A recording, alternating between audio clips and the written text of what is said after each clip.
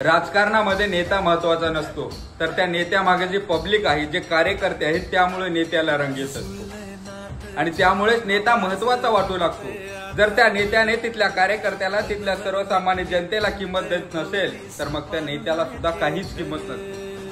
अहो, साहेब येणार आहेत म्हणून 4-4, 5-5 दिवस झालं इथली जनता, इथले कार्यकर्ते नियोजन करतायत। मग साहेब आल्याच्या नंतर तिथल्या सर्वसामान्य जनतेला, इथल्या कार्यकर्त्याला जरा सुद्धा किंमत देत नसेल, तर मग अशाने तिथली जनता, इथले कार्यकर्ते निराश होतात। प्रत्येक कार्यकर्त्याला तुम्ही एकच मिनिट बोला किंवा सन्मानानं, वेळ नाही बाबा नंतर बोलू म्हणा, त्यावेळेस कार्यकर्ता सुद्धा समाधानी होतो।